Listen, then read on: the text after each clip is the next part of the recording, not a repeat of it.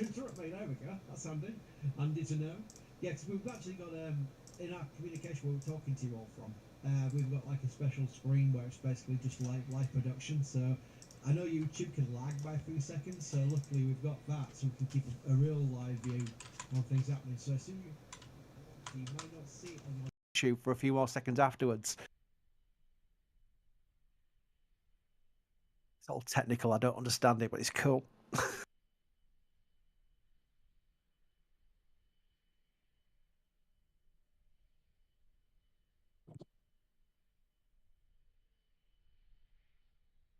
It's 9:18 local time. If they're going for the 20 past, we should be about a minute away from water.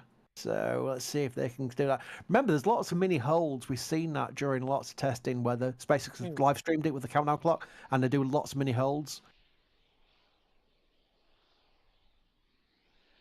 But definitely getting very close. I think I heard the...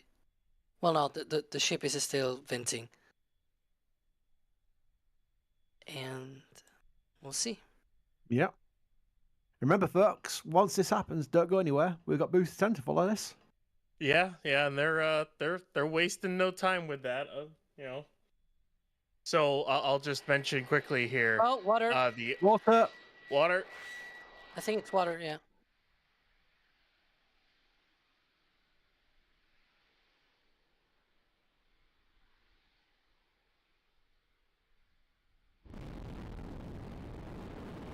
There we go.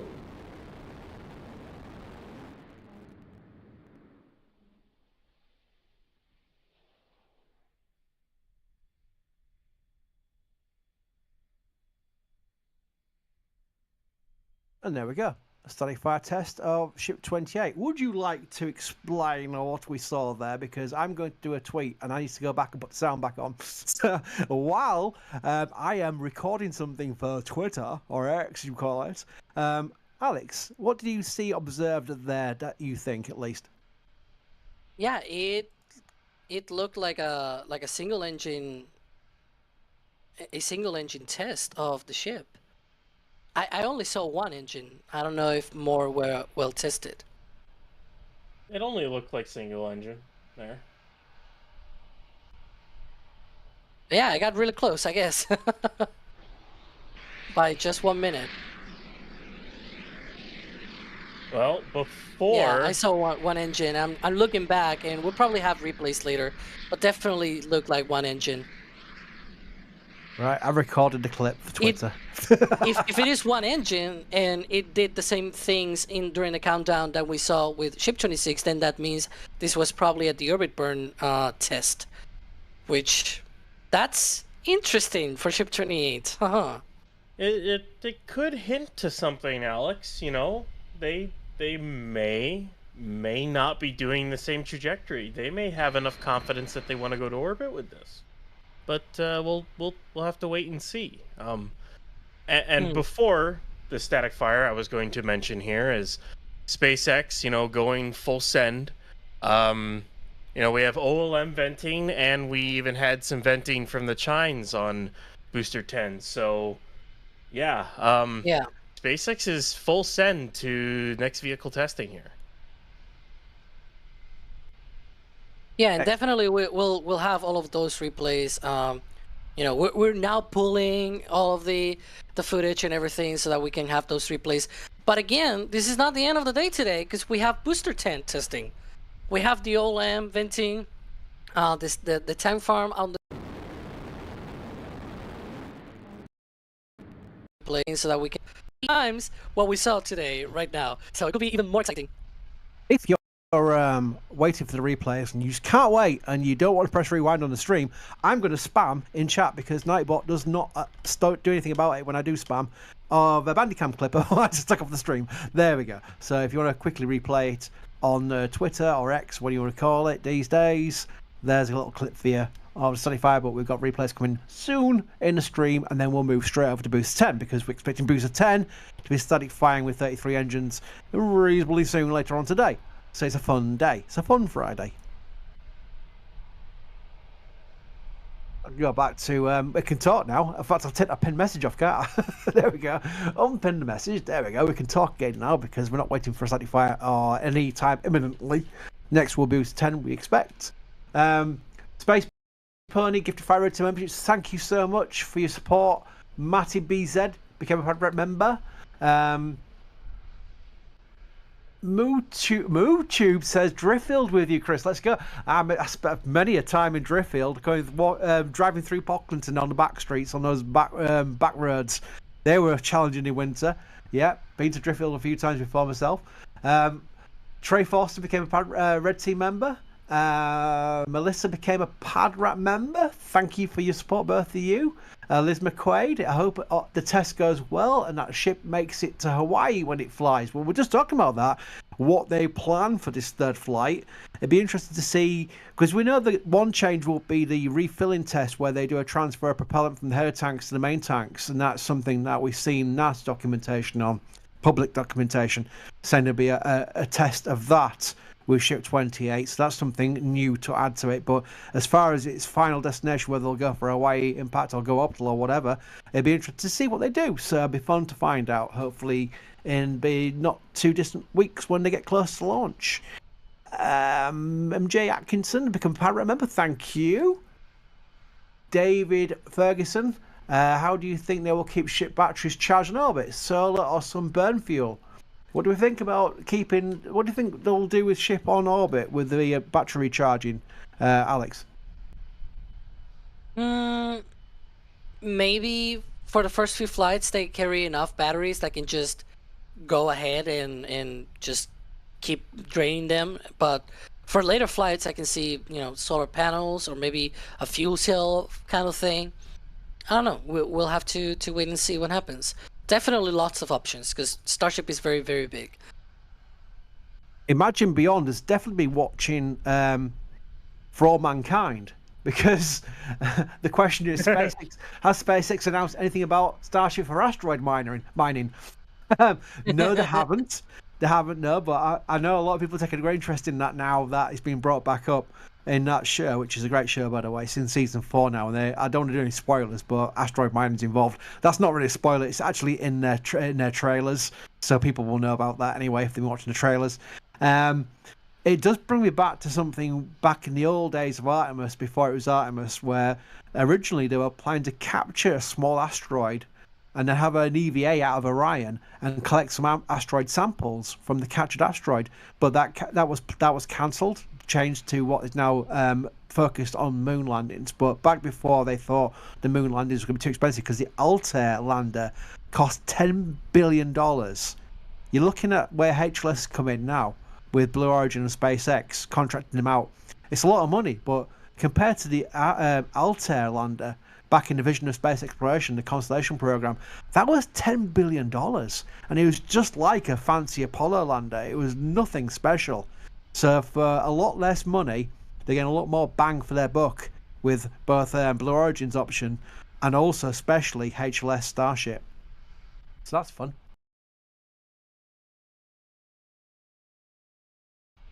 And some people get gifted. I see it, never see it in chat. Be a subscriber, get lucky roll. As far as I can tell, we're talking about the gift memberships there because it is kind of like YouTube's not really explained it, but it's just great that we have so many getting memberships anyway, because we have all these, like Rankley has gifted one Red Team membership there.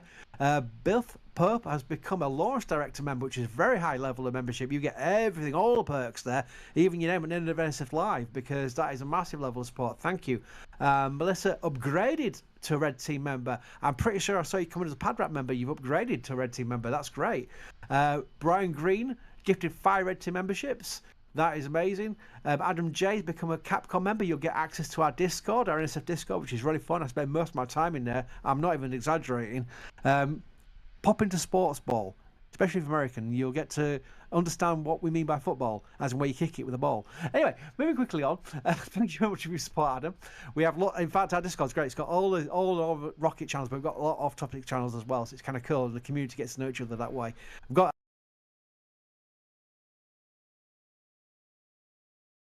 our NSF meetups in there as well, where we're going to start doing a lot more meetups, both in the States and the UK. So that'd be cool. Get yourself in there. You Michael Tompkinson Jr., when will they bring out Ship 28? Are they just testing the booster? Today? Well, there we go. You just saw today that they had Ship 28 starting fire test. So that question just came in, literally just came in. So that was where you're catching up. Well, let's do a roundup then where we are. Ship 28 has gone first. That has statified first. And now we're going to focus on booster 10. Firing up, hopefully, all 33 engines. And that's where we stand now. This is happening in very quick succession. It's been a very busy day. We've had Ship 29 roll out of the high bay, going to Mega Bay 2 for its engine installation. We've had a section for the tower arriving on a barge into Port of Brownsville. We've had Booster 12 roll out to Macy's, for its... I've done so well not calling it Macy's for a long time, and I just basically messed it up there. To the Macy's test site for its cryo proofing.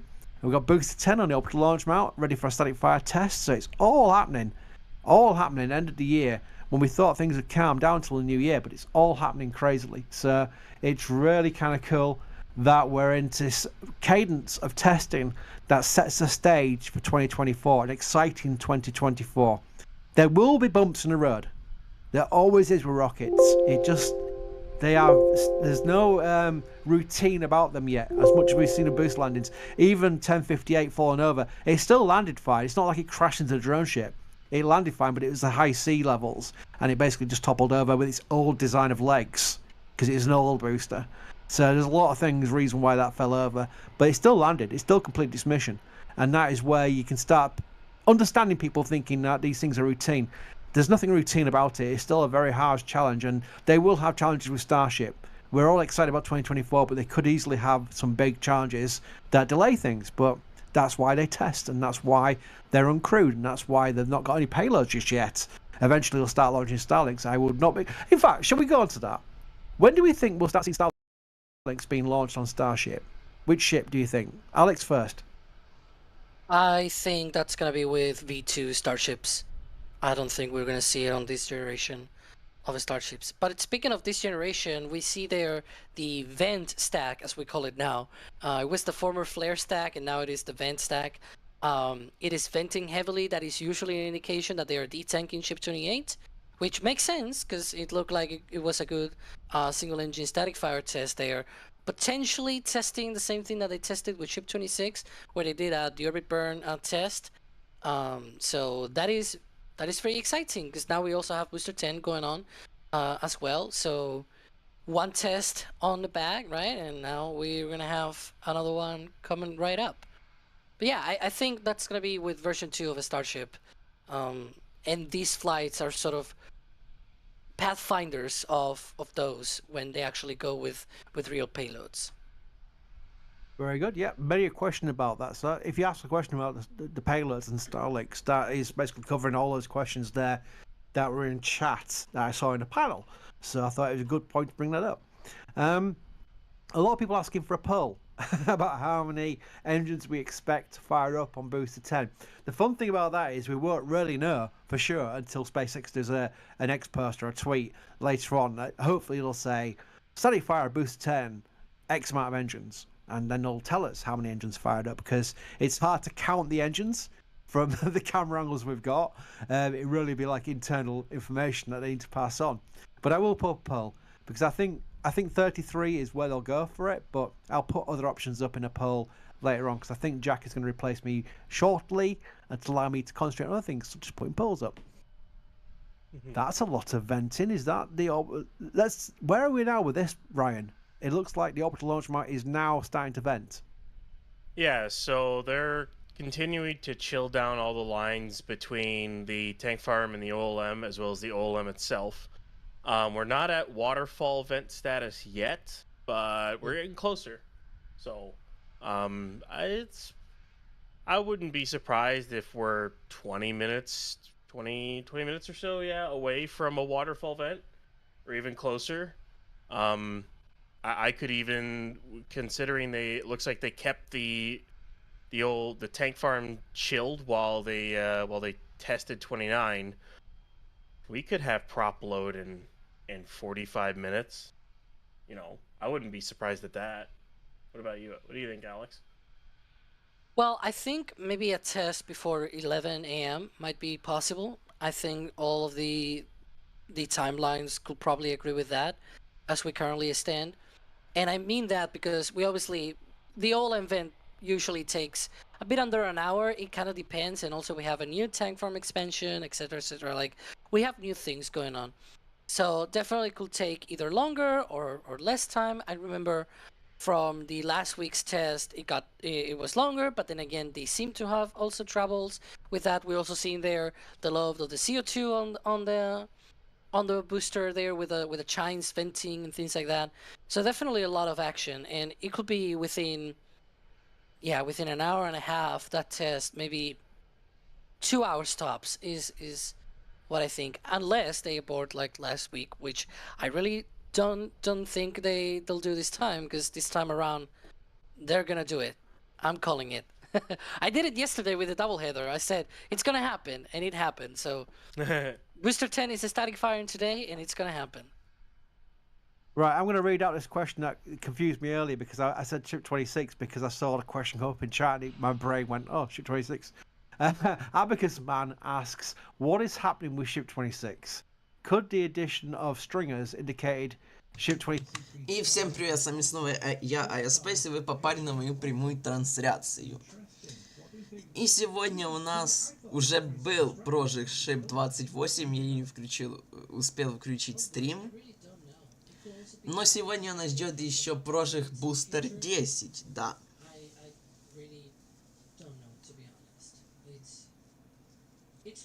Вот. Да, всем здрасте. В общем, Spacex планирует 29 декабря с 12:00 UTC до 22:00 UTC провести первый прожиг первой ступени Starship Super Heavy Booster 10, который в паре с Ship 28 будет использоваться для третьего интегрированного полета не ранее 8 января 2024 года.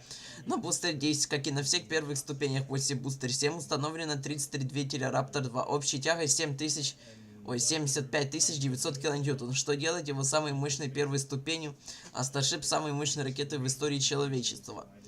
Сколько двигателей будет испытано сегодня, как всегда, неизвестно, но я думаю, что все 33. Также Booster 10 имеет высоту 71,2 метра и стартовый вес примерно 3500 тонн, что делает ее и Starship самой большой и тяжелой ракетой в истории.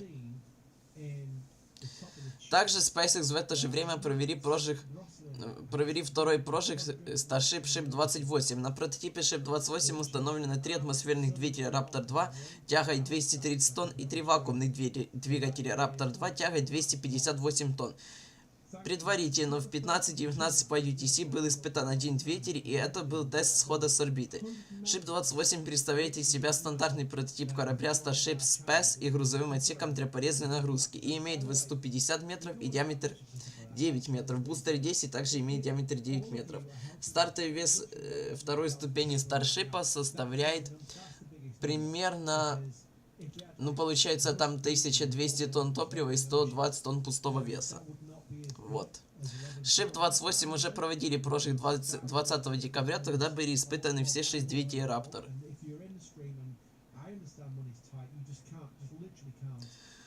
Вот, уже началась давным-давно работа реконденсатора орбитальной площадки, руки были подняты на безопасное расстояние. И начался вентинг орбитального стартового стола. Теперь мы ждем заправку Booster 10, охлаждение двигателей и, собственно, прожиг.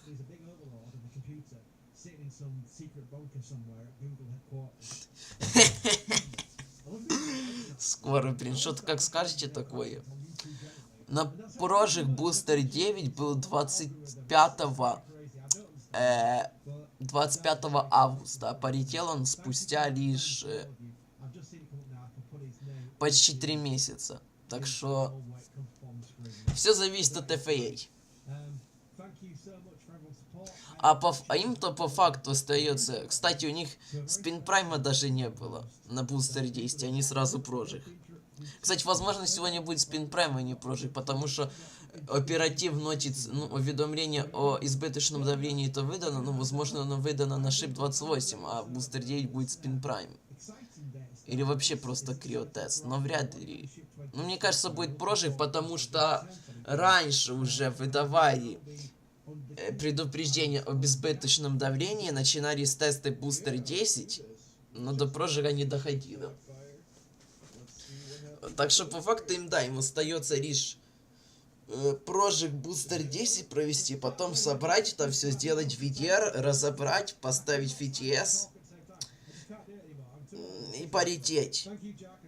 Этого вполне можно сделать до 8 января, на самом деле, но все зависит от FAA.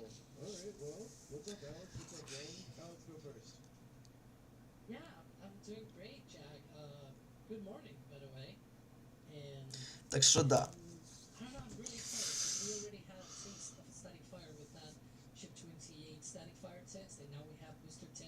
Кстати, получается, что предыдущий стрим не был последним стримом на моем канале, а вот это последний стрим на моем канале. Блин.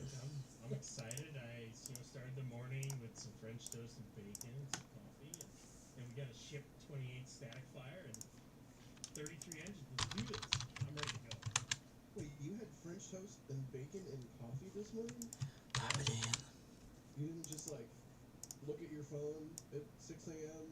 and then roll out of bed like 30 minutes later? No, I didn't do that. I woke up early. Кем воткнуть сюда, чтобы было нормально. I gotta have some good breakfast, you know. Gotta get that excitement going. I forget, are you East Coast time? Пусть будет вот так. Central time. Alright. A little bit of an unfair advantage, but fine. И делаем вот так. Let's do some Последний запуск. Меняем в предыдущем стриме последний запуск Spacex только в 2023. А вот здесь пишем то, что это последний стрим у меня. Unfortunately, it's like directly behind that pillar right there, but it certainly looks like a single. You know, normally you can see multiple bright flashes, almost to the point of like overexposure. This looks like we've got one, but who knows? That's me speculating. And there we go, the other replay. Вот. There you can see just one single. Да. Spin Prime это, короче, раскрутка этих фиговин, короче, насосов, турбонасоса и вот этих всех фиговин. Короче, прожиг, но без прожига. Прожиг без зажигания.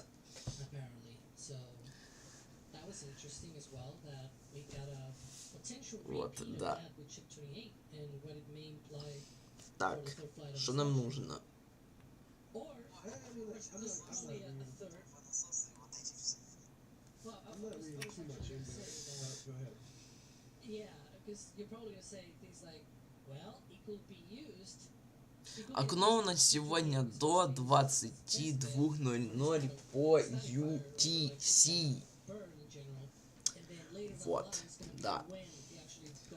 Но я смогу стримить лишь максимум до 19:00 по ETC, поэтому если прожиг до 19:00 по ETC не случится, то все.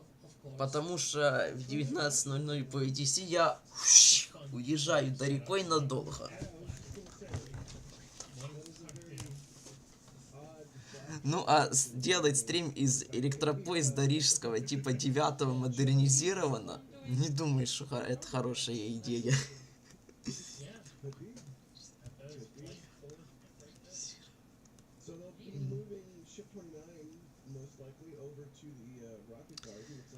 А вообще, то Ship 28 первый криотест был еще 29 июля 2023 года. Второй криотест был 4 августа. Вот первый Spin Prime был 16 декабря, потом 20 декабря был первый прожиг всех 6 двигателей, вот сегодня 29 декабря второй прожиг с одним двигателем Raptor для теста схода с орбиты.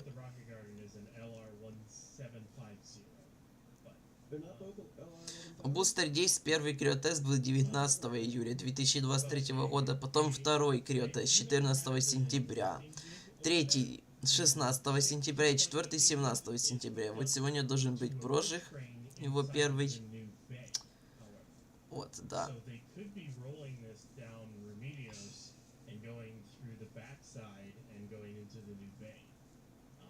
Is where they could Yeah, be that's a rolling. weird. We'll have to watch and wait. It's definitely a weird walk. Чел. 29 to go У to. меня, если бы у меня еще был жив мой нормальный Samsung, который А52, The backside. с него стримить еще куда ни шло, но стримить с этого корыта под названием А5 2016 года, ну нет. Yeah, that is true. Good deal. So now, Тем более я все равно не смогу сделать стрим, потому что в R9M нет интернета. Он едет по каким-то мухосранским. what we're going to get from it. Let's run through some more support here. Ryan, thank you for the support. They say crazy to think they're so confident in orbiting. They're planning for a deorbit. I mean, I don't even know that I would frame it as they're so confident in orbiting. I think this is just another part of the testing flow, in the same way that you think about things well in advance of actually doing them. You know, SpaceX is getting ready to do a deorbit burn and getting ready to. А пока мы ждем не знаем чего-то мы ждем, какого-то, блин, прожига или вообще непонятно чего. Вообще мы все ждем одного. Когда мы уже сможем улететь с этой долбанной Земли на долбанный Марс. А пока я предлагаю How many engines will fire up with booster 10? Только центральный двигатель и еще другие, все 33.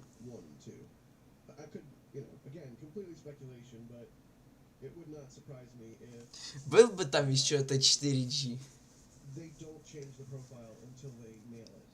You know, one way they could test a deorbit. Единственное, я вот могу на вот эти 32 минуты, пока я буду ехать в R9, стрим прекратить, потом возобновить, когда я приеду в одно место назначения, но потом я буду ехать дальше еще. So you just go a little bit slower, even more slower, right? And you land in the Indian Ocean. Так. Whereas in fact, it doesn't say it's Там хотя бы не будет всяких этих экологов. for an upcoming И вообще всех этих странных людей.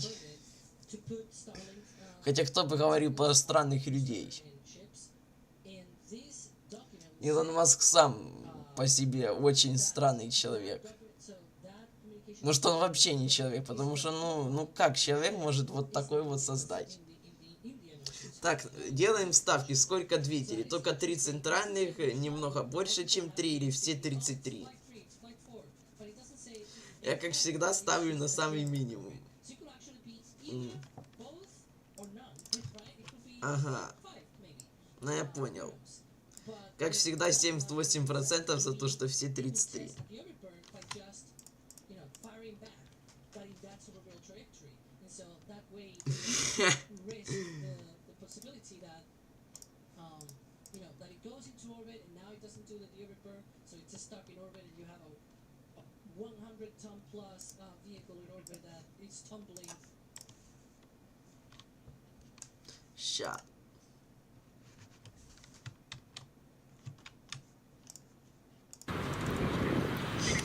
Вот что мы будем смотреть.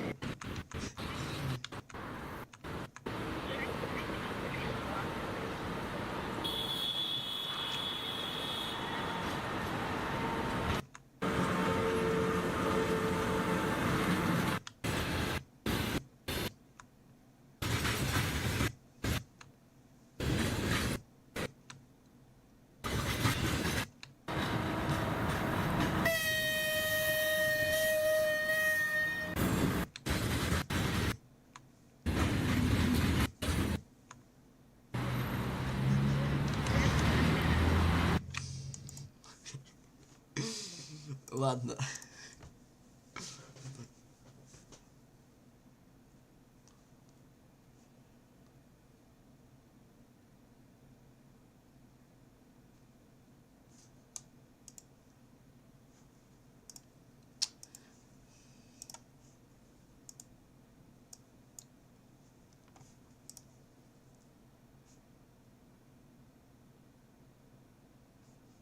О, NCF картинка сдохла, походу.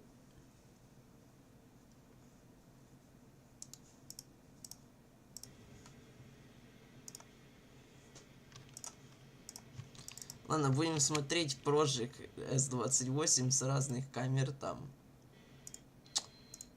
Где? Он был, я помню, он был в 19 минут. В 9:19 по местному. Вот. Отсюда вообще вид прекрасный.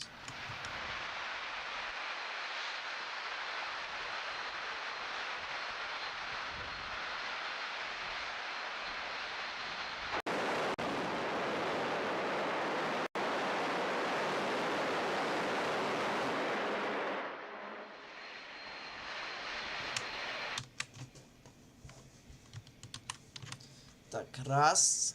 Едем дальше. Тут чё? Угу. Едем сюда.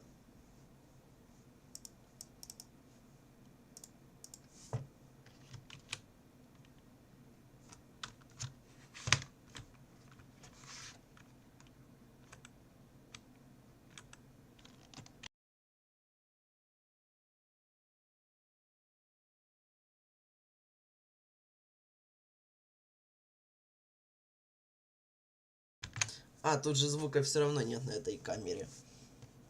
Да?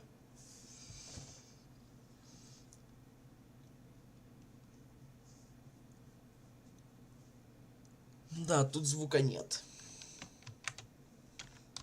Едем дальше. А, ну вот. Короче, аж куда дым поднялся.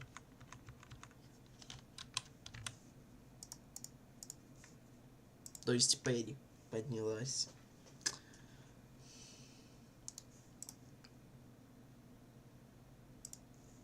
Ясно. Это что?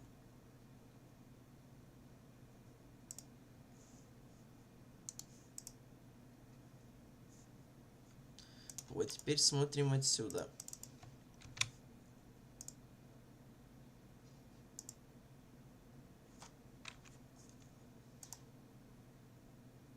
Отсюда не помню, есть отсюда, блин, звук или нет.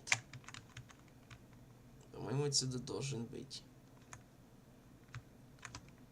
Блин, где? А, нет, походу.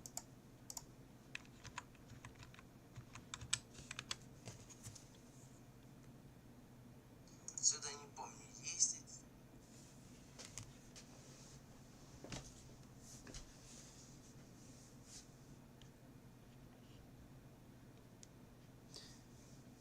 Не, нету звука отсюда.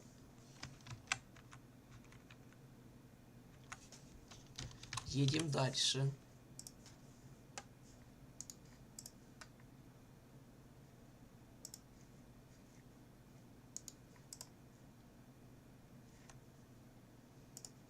Вот, самая лучшая камера здесь, в 2К. Раньше она была в 4К, теперь, блин, пипец. Отсюда, кстати, похоже, тоже звука нету. Ну, а зачем?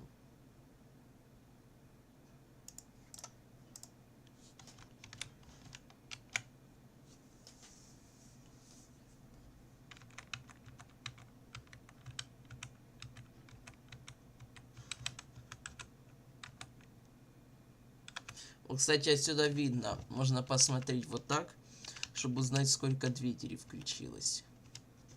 Ясно. Ну вот там видно то, что струя идет только из одного. Вот, да. Ну да, тут только один. Плюс пламени мало. Так что только один был включен. Но звука тут, конечно же, нету. Есть еще вот такая камера. Но сюда, по-моему, тоже нет звука. Это просто приближена камера и еще и только в Full HD.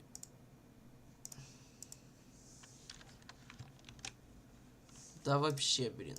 У них было раньше 4К. Вот. На той трансляции. Но теперь нету 4К. Все, пипец.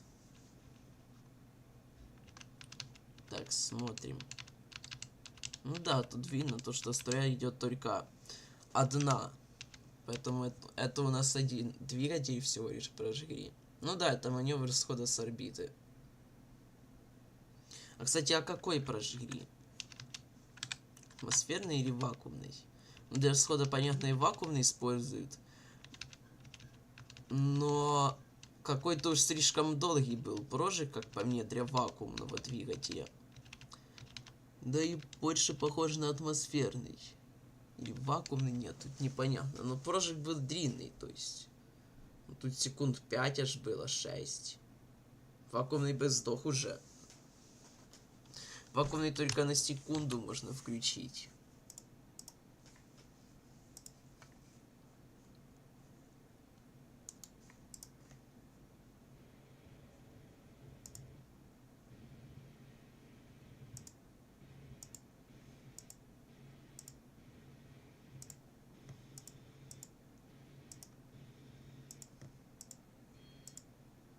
О, я нашел со звуком. Эту же камеру со звуком нашел.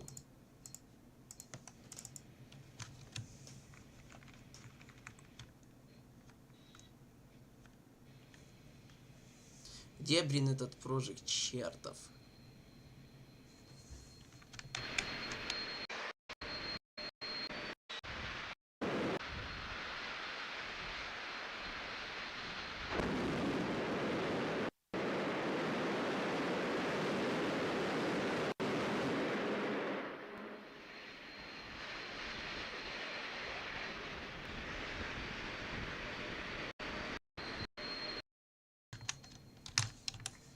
Ну, в общем-то, да. Ну да, это атмосферник был.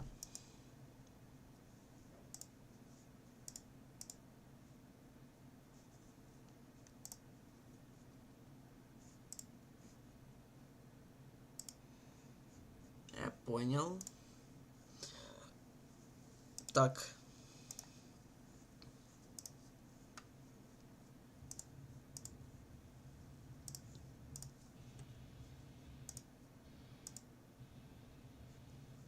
Вот есть еще вот такая камера. Тоже со звуком.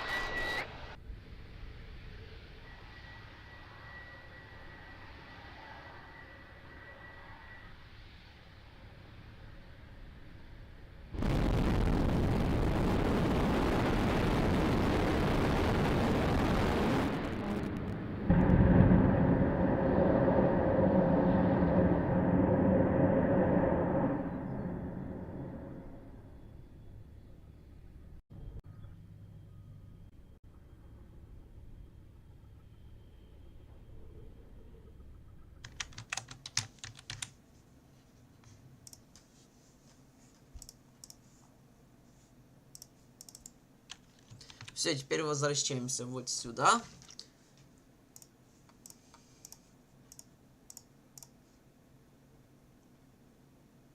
Так, на заправке еще нет, похоже.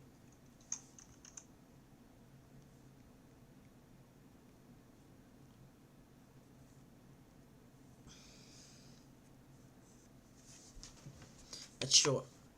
Где? А.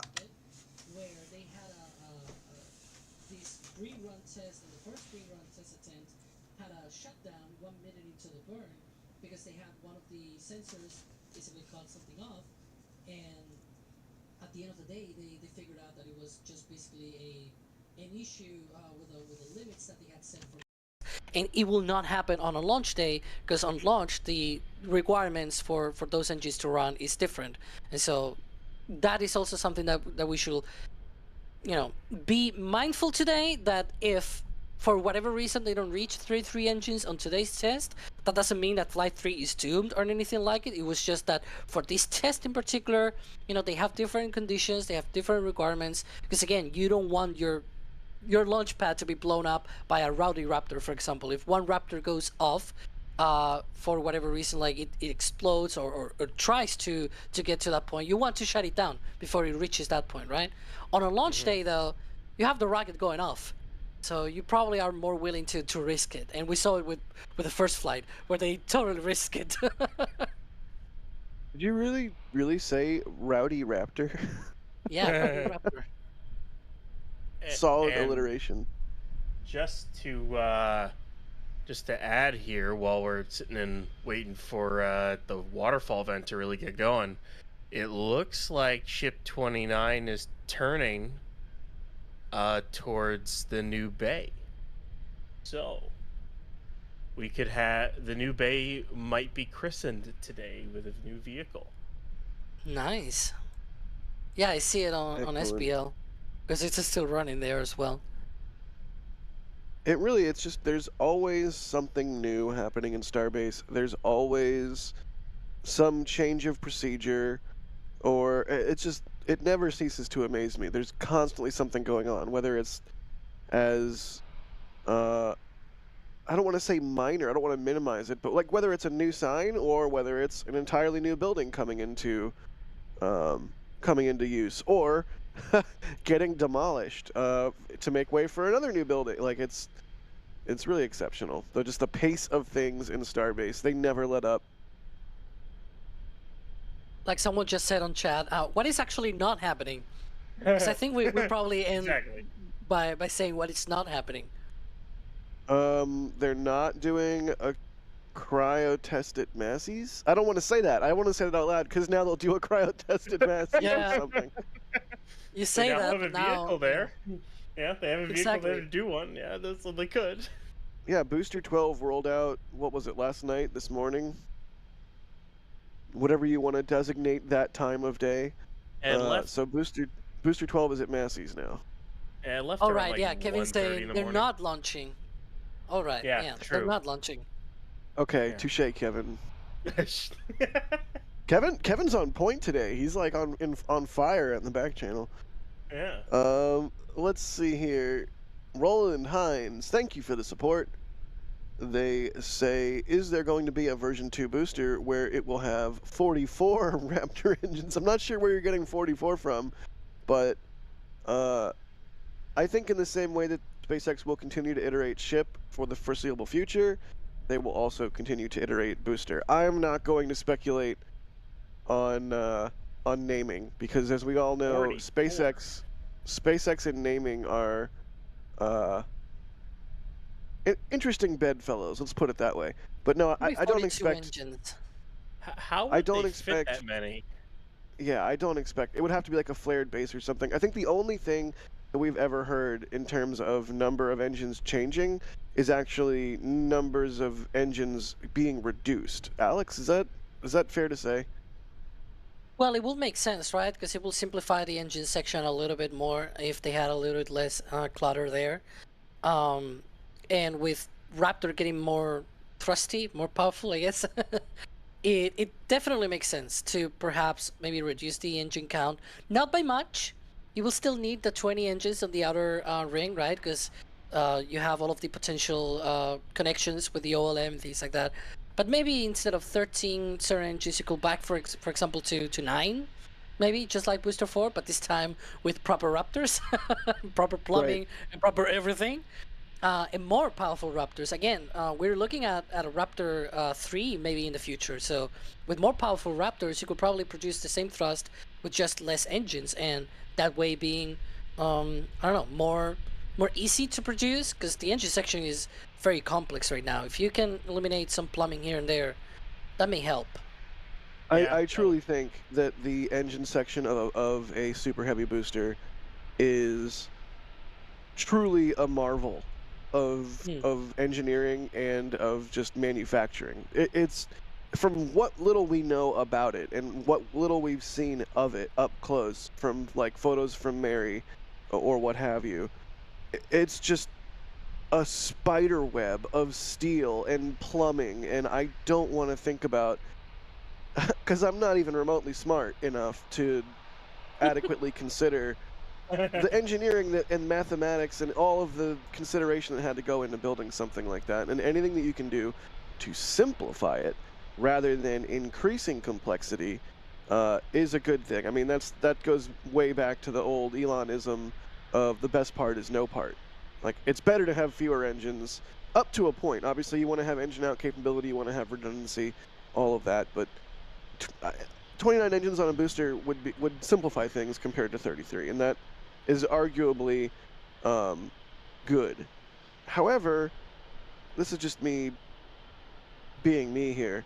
I'd be kind of bummed. I mean, in the same way that the ship's flap configuration to me looks right, and if they change it, it will look weird, at least for a period of time. I think if they change the number of engines on the booster, I'm just going to be like, oh, it's not 33 anymore. But that's, I don't know, weird human sentimental brain. Hey, the OLM vent stopped. Yep, we are going into propellant load already. Yeah, here we go. I had seen Boy, already howdy. I was talking about it in back channels while you were talking, that we had the methane subcoolers going bonkers. And yeah, that is quite amazing. So what? We're thinking, I mean, we don't really know how quickly they'll load this, especially with all the new pumps and subcoolers. But they could conceivably have this loaded in an hour. You know. Yeah. I mean, we could be an hour away from a static fire. We're just gonna have to wait and see with all the new stuff for the OLM, for the whole tank farm. Can I just underscore that it is 10 a.m. local? I mean, specifically it's 10:04, but wow. I mean, what a start to the day. It's not like the olden days where we would get an overpressure notice and then sit around live for 6 hours hoping that they'd static fire a ship only for them to abort 2 or 3 times. But yeah. Okay, I'm being yelled at by Trevor in our back channel because he's like, don't curse it. Trevor, didn't you say you were gonna go to sleep and then I yelled at you because you get to sleep? Like, go to sleep. Let's see here. But yeah, So someone ahead, said, Alex. actually was asking, how do you know propellant load has started? Well, based on prior on prior attempts and all the previous experience, we know that when they do the OLM vent, that is chilling down the pipes to the booster, right? And so when it stops, that means something is flowing through it instead of, you know, being dumped overboard. So in this case, in the case of the OLM vent, that is liquid oxygen, and we can know whether there's methane being pumped because you can see there's a lot of venting from when it says window runs from 6 a.m. to 4 p.m. Right above that, you see a lot of venting from those subcoolers. Those are the methane subcoolers. They vent a lot in this way when they start loading methane onto the booster. So just those two things, the OLM vent stopping, that means liquid oxygen load is underway, and these methane subcoolers going bonkers like now, that indicates methane load is underway. So we know now that both methane and liquid oxygen are being loaded, but now I've been stalling a little bit. We're starting to see that frost coming on the liquid oxygen tank of booster 10, and soon after that we're going to see frost on the liquid methane tank of booster 10 as well. So we have seen this sort of pattern multiple times in the past, so that's why we can know where we are in the process. I can't decide which I like more. The times where we're learning the new flow and have no idea what's going on and we get surprised with things and it's sort of fun in that way, or the times where we actually start to refine our understanding of the testing flow and can accurately guess or predict, I should say, certain things. That's always fun. But you think we'll see frost on the methane tank? Because sometimes you do for a static fire, sometimes you don't. And I do see frost on the LOX tank right now. Yeah, they're going fast here. Well, with regards to the methane tank, I mean the aborted test last time they already had like 2 rings worth of methane, And when it comes to a full 33 engine static fire, they do fill up on the methane tank. If it's a spin prime, you usually won't see it, but for static fires, they definitely start filling. Yeah. It's for spin primes where we see just a little bit of liquid oxygen and no frost on the methane tank, and that is not because they don't load methane, it's just because they only load the transfer tube and also the common dome. So we don't see, you know, the frost line rising to the point of actually seeing that. But we hope at least today we're gonna see that frost on the methane tank, because that means it is gonna be a 33 engine static fire. Fingers crossed. Well, I mean, it would really be remarkable to see a simulated deorbit burn with the next flight ship, if that's indeed what that was. Certainly seemed like it with that depress vent and all. Followed rapidly by a all-up 33 engine static fire on the booster. Ideally, with all 33 engines firing up and functioning properly, because that's not something we've seen with the booster static fire yet. All right. I'm sorry if I probably sound honestly horrible, so sorry. I guess not in advance, but sorry, chat, if I sound like I'm dying. I'm just sitting over here with a stuffy nose because of a dog that's constantly licking my face. Can you please chill? She has no chill. Justin Glenn, thank you for becoming a Red Team member. Ken, thank you for the store purchases. They say, hey, Joe A., little something to go in your office. Yes, I know it's late for your birthday. And for Morgan to remember our trip to be... Итак, уже началась заправка бустера 10. Вот. Можем видеть здесь иней на кислородном баке. Уже начал появляться, поэтому да. Да-да-да. Теперь нам осталось лишь охлаждение двигателей и все. Ну и может сирена еще будет. Но она что-то то есть, то ее нет.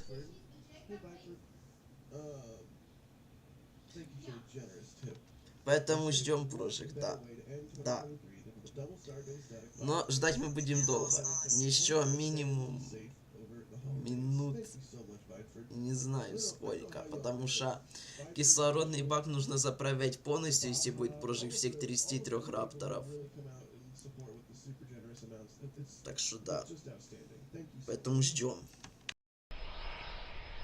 And in the spirit of Bideford's message, I will echo my high school principal and say, make good decisions as we are in the New Year's days this holiday. Markinson, ow! Please don't bite me. Markinson, thank you for the super chat. They say, what do you think? What percentage of the Starship's maximum fuel capacity can the tanker bring into orbit? Is it enough for Starship to fly to the moon, land, and back to Earth, and re-entry? Okay, well, first off, the second part of it. Let's address that. The lunar lander Starship does not get back from the moon without a refueling. Like, it can take off from the moon and enter lunar orbit, but can't make it back to Earth without being refueled further. I think at that point you just hop on an Orion at the gateway and then take the Orion home. But yeah, this first part, what do we think? Ryan, I'll go with you first. What percentage of Starship's fuel capacity do we hope or think the tanker will bring into orbit? I mean, the more per launch, the better. So it's not like, 18 launches to fill a vehicle headed to the moon or Mars. If it's more like 6 or 8, that's much more reasonable. But what do you think? The real question is going to be is what is the tanker version going to look like? Like, are we talking extended tanks, like 9 RVACs, which would help them put even more into orbit? Let's see here. Trying to think here, because it depends on how stretched the ship is how much they actually put in. Yeah, that makes sense. This frost on the booster is really rising fast. Let's keep our eyes now on that methane tank, because we could see frost on it here momentarily. Alex, what are you thinking right now, buddy? Well, we are about 10 minutes into the propellant load, and we're seeing already maybe 3-4 rings of the liquid oxygen tank loaded. That's quite awesome, because I don't think that was the same pace that we saw the last time. That would be that would mean the liquid oxygen tank gets loaded in less than 1 hour. Yeah, that's kind of what I'm thinking here. Is, do you think what we're seeing right now is a faster load due to all of the tank farm upgrades that they've been doing? Are we actually seeing that before our eyes, or am I just getting hyper? Well, it could be that we we are being deceived. That could also be the case. But again, they, as you mentioned, they have added new pumps. They also have new subcoolers. I don't know. It definitely looks it is faster. And I will probably need to go through and actually do the calculations and with the spreadsheets and everything. But definitely could be the case. Yeah. I'm looking forward to when this test is over and we're able to sort of compare notes and data and whatnot. Ryan, what do you think? Is this placebo? Is this visual placebo, or are we seeing a faster load? Visual placebo.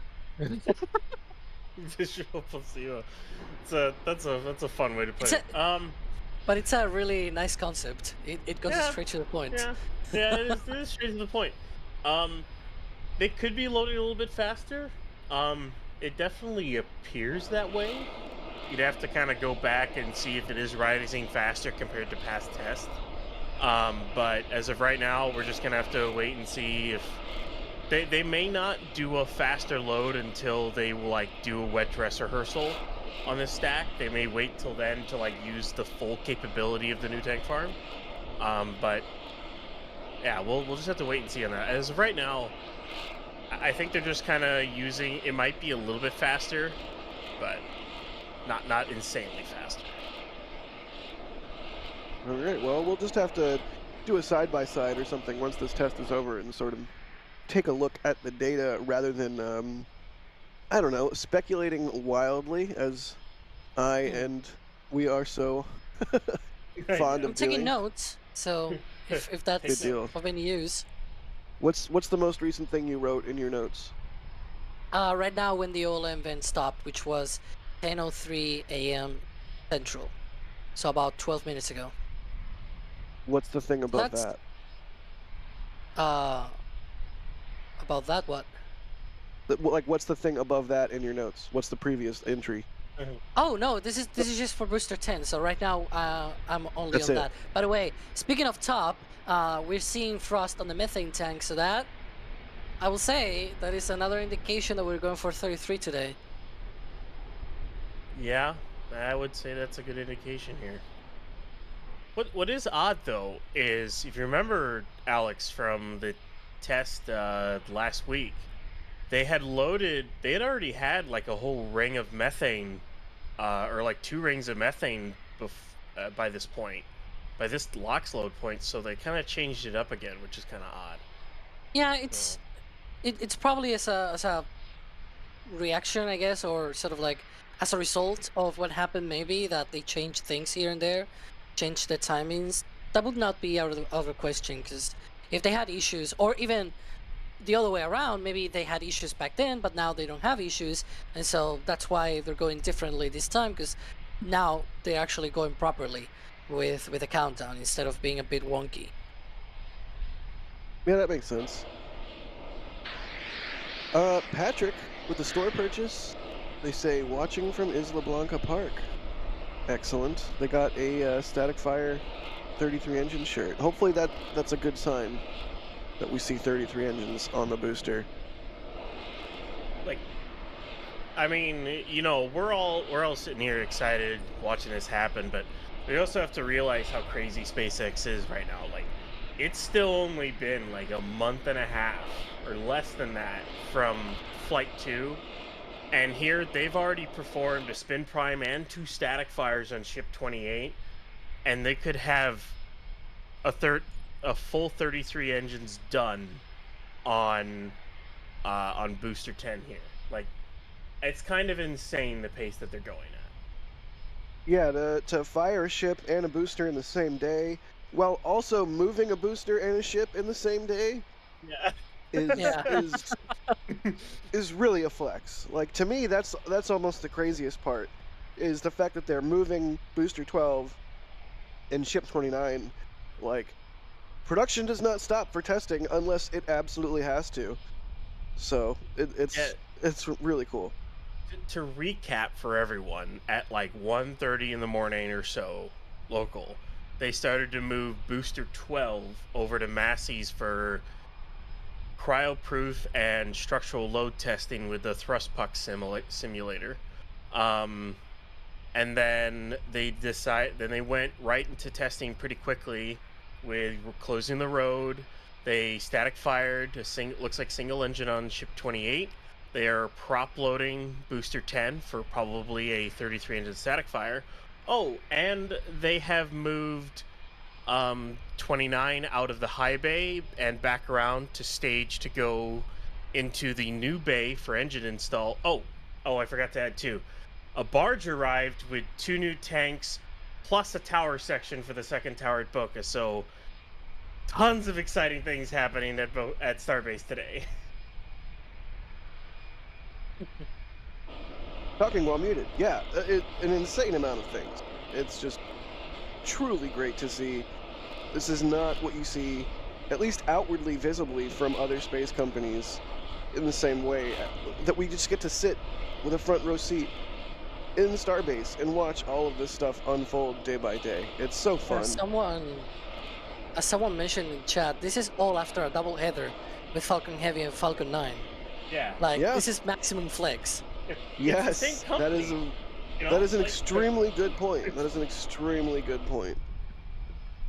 Yeah, double header, Falcon Heavy, and a Falcon 9, both from the East Coast. And it's not even like a East Coast West Coast double header. Both from the East Coast, followed by just insane Starbase activity in 24 hours. Like, it really just shows that SpaceX is firing on all cylinders. Each of its divisions. I mean, even the Starlink division. There's a Vandy Starlink launch coming up that is the first direct-to-cell flight. That I think SpaceX tweeted that. Yeah.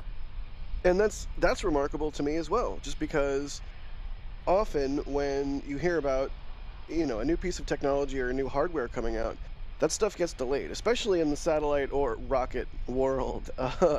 But the fact that when they announced direct-to-cell, this is the time frame they said that was going to start happening, and here we are, and it's just each division of the company firing on all cylinders. Hopefully great. the cylinder to fire today is Booster 10. The only thing that's been quiet today has been McGregor. Oh yeah. All right, well, I'll put McGregor live up on another screen as like a good omen. Just in case. Just in case. Good deal. Frost on the methane tank. What do you think, Alex? Is that about a ring worth of frost? Yeah, the methane tank is getting a healthy load of methane there. And we expect it to be about 2, maybe 3 rings tops. That is sort of the usual load that they have for booster static fires, at least for 33 engines. And then the liquid oxygen will start rising, will continue rising, excuse me. And we can see there that it's maybe 40% all the way up, like 40% of the whole tank is already loaded. And so that is, yeah, they're going fast because it's been less than 20 minutes and they're already almost halfway through the liquid oxygen tank. So maybe, they're using those new pumps. I think I remember from last static fires, it might have been about an hour from the start of propellant load all the way to a basically to a full tank. So Right. if it's 40 minutes instead, then that's faster because it will be, instead of 60 minutes, it's 40 minutes. Yeah. And then during launch and- day, because Go ahead. I was gonna add that during launch day, it is 97 minutes because they are also loading the ship. And the thing with loading both vehicles is that they don't have separate pumps. Like the same pumps load both the booster and the ship. So when you start loading the ship as well, the rate at which the booster is being loaded, it's decreased. And so it takes about 97 minutes with the old tank farm.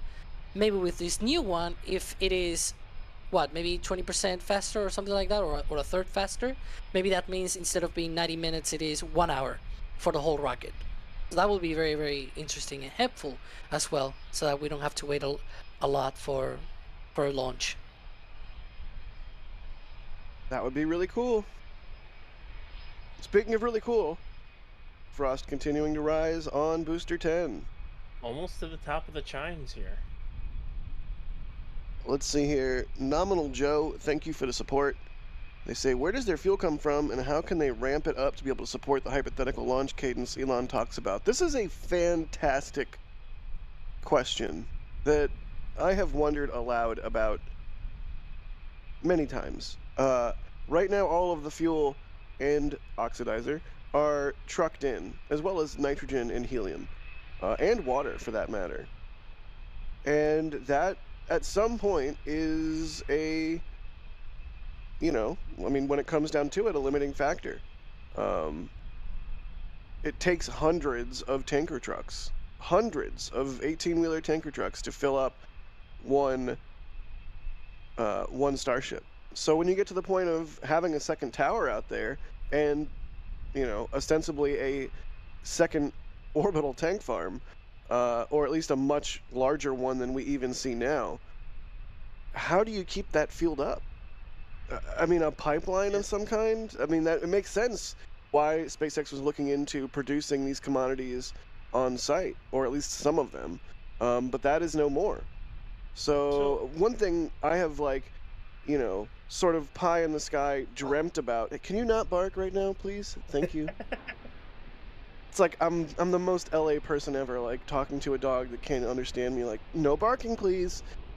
Anyways, one thing I've speculated aloud about is some sort of natural gas or methane terminal involving the ship channel and a pipeline, or an offshore like loading point where a tanker ship can just pull up off the coast and connect to a pipeline that goes to Starbase. It's like, who knows? None of this has even been seen in planning documents. This is all just pie in the sky.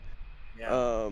You know, wondering about the future logistics of this place and of this particular aspect of the program. But it's something certainly to consider. I mean, Ryan, what do you think? What is the alternative to hundreds and hundreds and hundreds of 18-wheeler tankers going down Highway 4 every single day? Is there even one? I mean, is that alternative called Kennedy Space Center?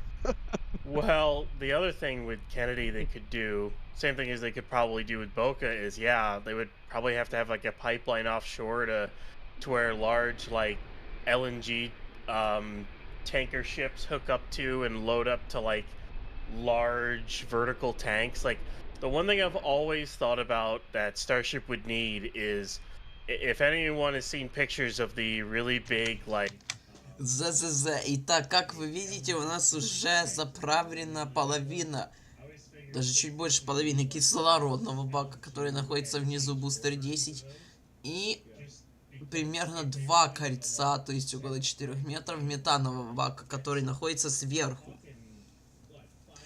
Напоминаю, что мы смотрим прожиг Starship S-28, который был уже более часа назад. Прожили один двигатель, это был тест схода с орбиты предварительно. И сейчас мы ждем прожиг предварительно всех 33 двигателей первой ступени Starship Booster 10. Эти прототипы будут использоваться для третьего интегрированного полета на орбиту не ранее 8 января 2024 года. Нам еще нужно дождаться начала охлаждения двигателей первой ступени, поэтому ждем. Пока просто ждем. You're talking 25,000 tons, like bare minimum, and that's not counting like counting for recycles or boil off. Так вот, я думаю, до 17:00 по ETC прожиг будет.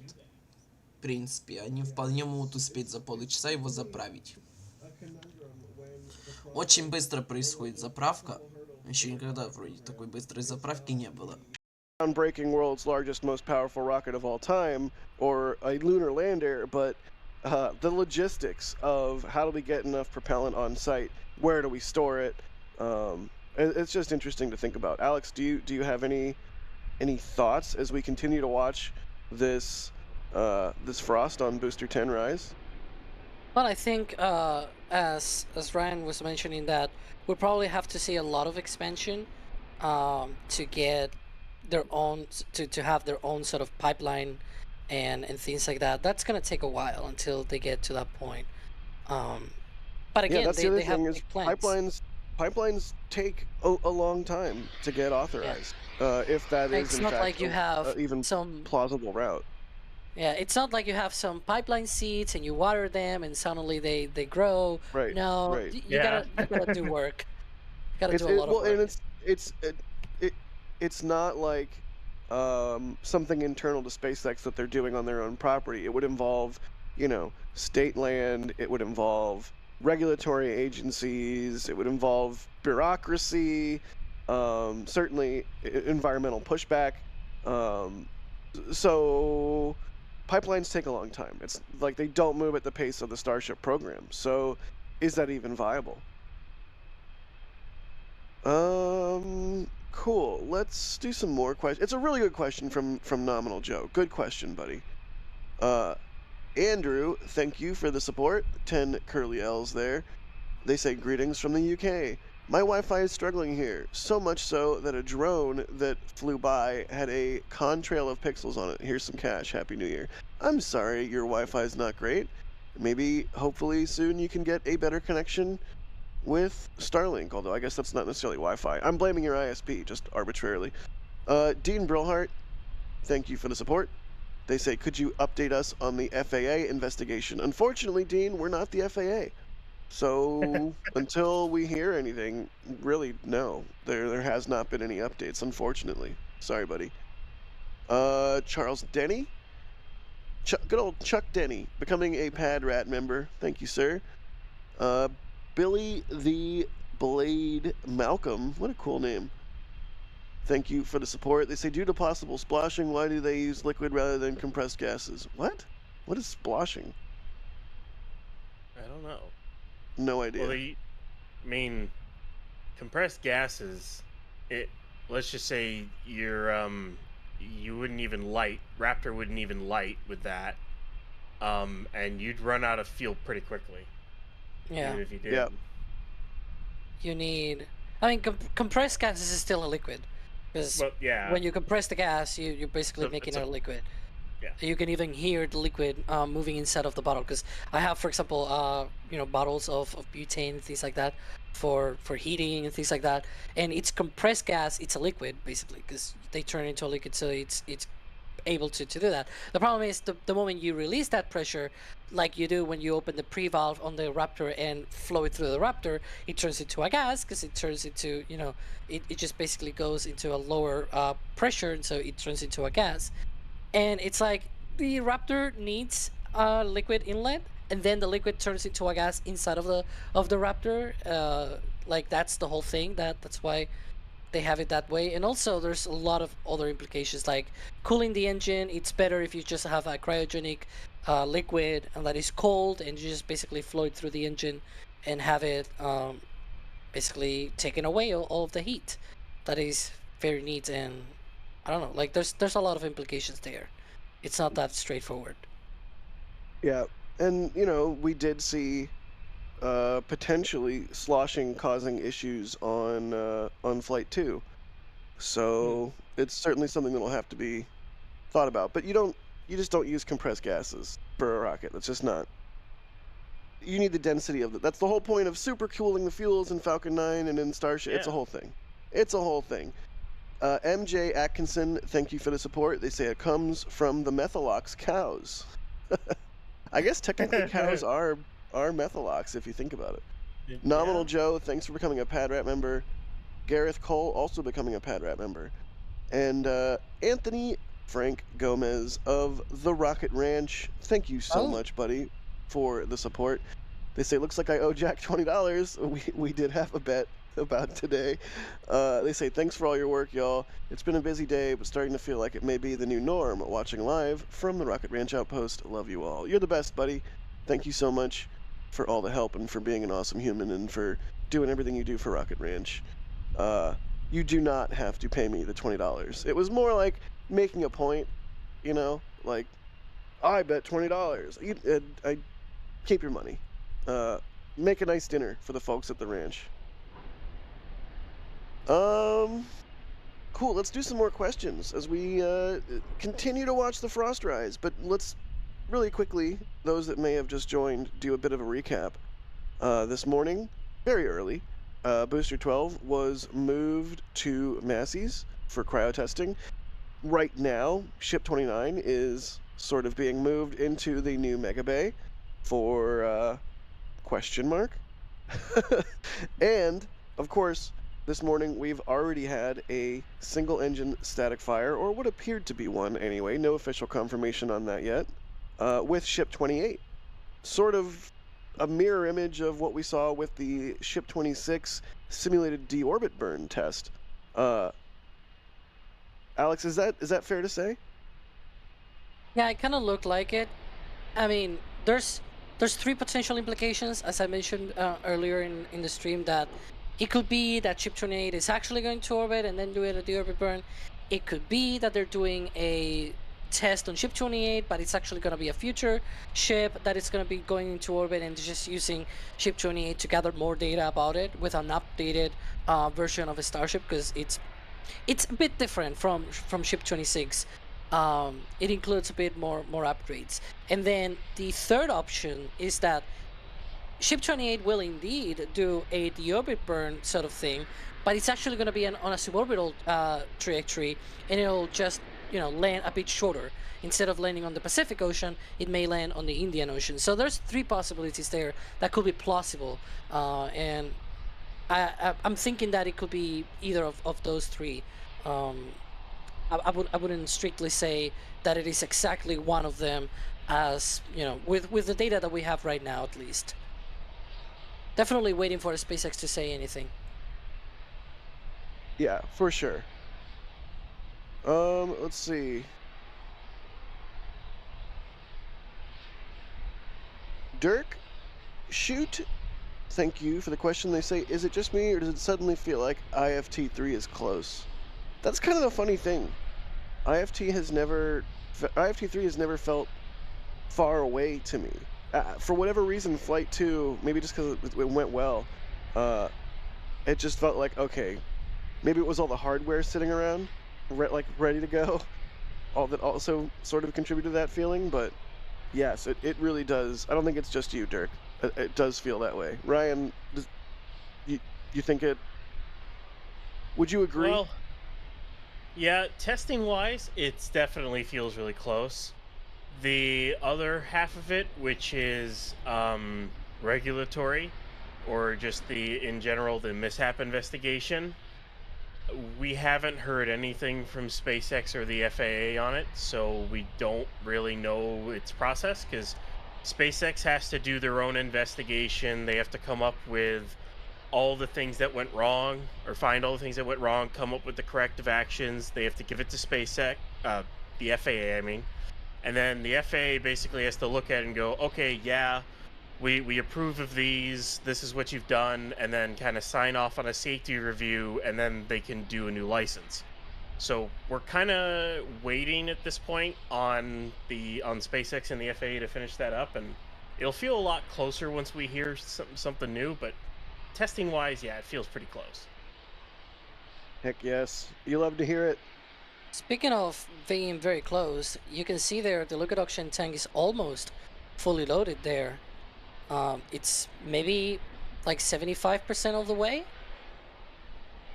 Excellent. That's a really fast pace, because it's been 33 minutes since they started loading the liquid oxygen. So that's really fast. Awesome.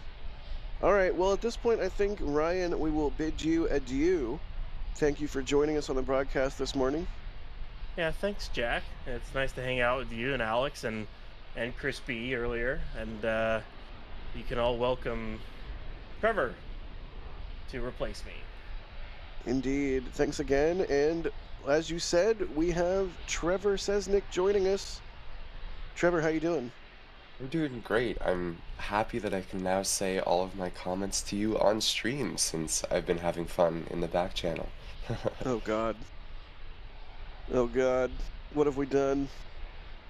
But how are you feeling, Trevor, given the events of this morning? What is your reaction? What are your thoughts? Yeah, so I woke up probably about an hour ago now. And it was can I pretty interrupt just real quick? We have Siren from Mary. good interruption. But yeah, I was pretty Yeah, that's blown a away really that interesting. yeah, I was pretty blown away that we already had a static fire done by the time I woke up. And then all of the other stuff that SpaceX has been doing, it's just the SpaceX steamroller never stops. And now we have the 10-minute siren too. So looks like in the next 10 minutes we should get a static fire of some number of engines on Booster 10 here. Just a few hours after getting a static fire with a ship. I mean, not even really. How long? When was the static fire of the ship, Alex? I think it was at 9 something, 9:20. I had guessed. It was actually 9:19, but I was close. For this one, I was actually saying in the back channels, I think it's gonna be 10:50 or thereabouts, and then Mary said siren, and I'm like, oh well, there you go. Excellent. So Well, yeah. all right. Well, all eyes are now on Booster 10, specifically its aft end, so that we can see these Raptors fire up. Super exciting. The good thing Thank you, with Mary, booster for testing. that. Oh, definitely. That was really helpful. Because otherwise we will have had to rely on my dumb predicting. I guess it's not really that dumb because I actually got right the ship one, and the booster I got close, I guess. Yeah, But yeah. Anyways, I was saying that the good thing with the boosters is that we have a lot more preparation to get ready for the static fire, because we see the sort of Mr. kind of thing, the detonation suppression system, whatever it's called, right? That is about 25 seconds more or less before the fire, and then we see the deluge system come online about 5 to 10 seconds before the fire. So that's some notice time at least. Yeah, I mean, when we see the Fire X start, when we see the Deluge start, it's like, we'll know what's going on. Speaking of the Deluge, do we know that it will be used, or do we just suspect that it will be used? Yeah, we were pretty confident it will be used. Since we have a siren and the overpressure notice, we know that this is going to be at least a static fire attempt. And for a static fire, they want to protect the OLM as much as possible, so therefore, their deluge plate will be used. Yeah. Makes sense. Elijah Crockett, thank you for the super chat. They say, just want to say hi from Maine, and thank you all for what you do to keep us all updated. Absolutely. Thank you, Elijah. And thank you once again to everybody who's been coming out with the support on this stream. It really makes it possible for us to do what we do. We absolutely run on y'all's support. So thank you so much for the kind words. We love what we do, and we get to do it because y'all are the best. Speaking of the best, Jerwa also coming out with a super chat. Thank you, Jerwa, so much. One of the OGs, dare I say. They say, Mary equals greatest of all time. That is all. No arguments here. Thank you, Jerwa. Okay, Siren, when was that? What time? It was like a few minutes ago? Do we have an exact time? It was 10:37. 10:37. Yeah. 10:37. So about what, 5 minutes to go? Yeah, but Oh, there as we go. always, OLM vent is back. That means they have loaded all the liquid oxygen now.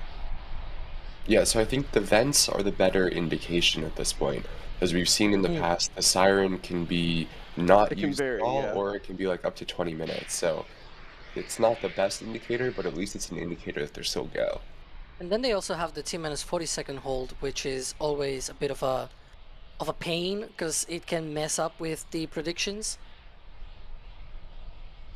Yeah. Yeah, that You're an that Adrian hold there. that hold point is definitely tricky. know- I'm like, I don't want to look away at my other screen to look at questions or any, like I want to keep my eyes planted on this booster. What were you gonna say, Alex? Because we're seeing this OLM vent back less than 40 minutes after they started propellant load, or I guess liquid oxygen load on the booster. That's less than 40 minutes to load the liquid oxygen tank. That is amazing. So we did indeed see a faster load. Is that what you're telling me? I mean, I swear I remember it was something like 60 minutes for the previous 33 engine static fires.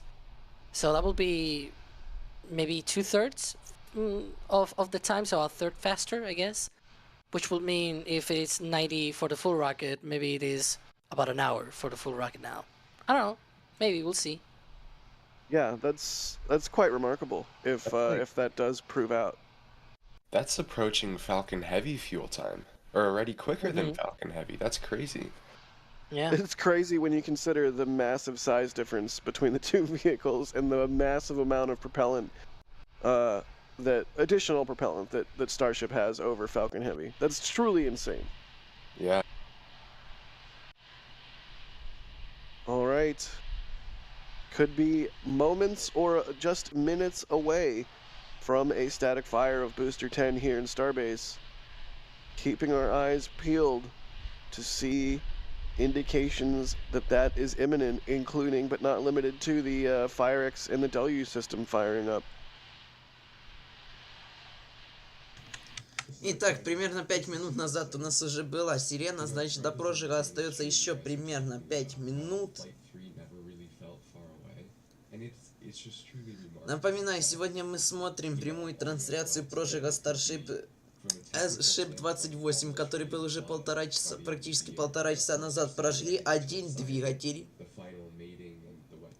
И это по предварительным данным был тест для схода с орбиты. Сейчас мы ждем прожиг первой ступени Starship Super Heavy Booster 10. Вот.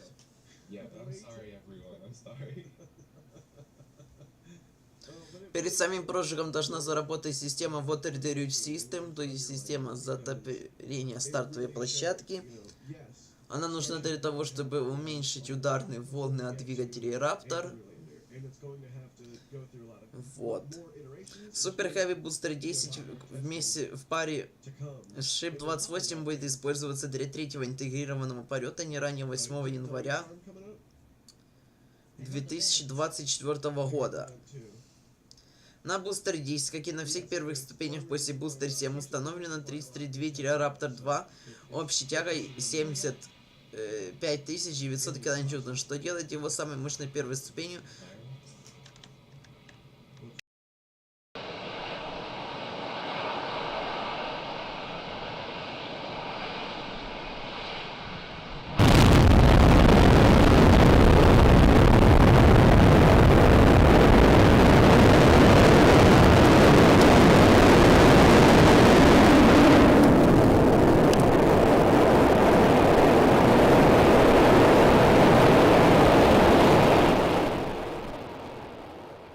Wow.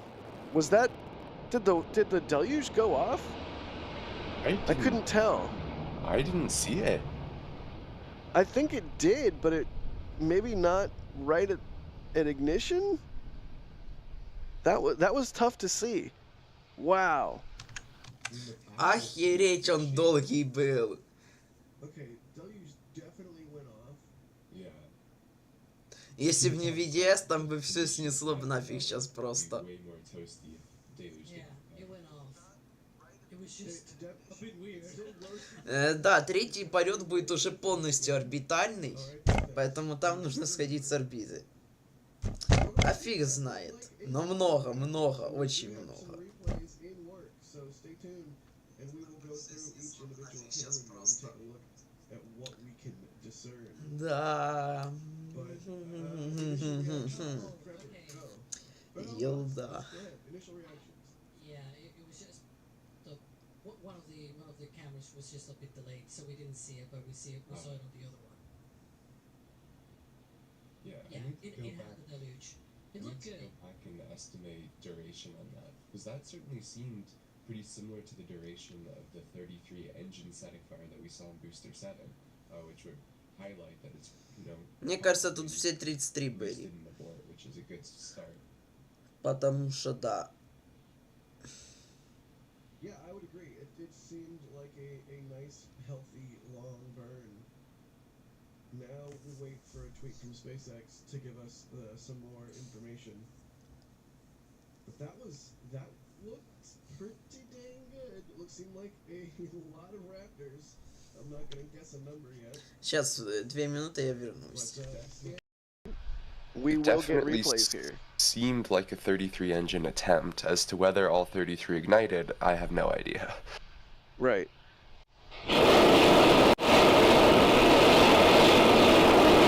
Now we've got some venting happening.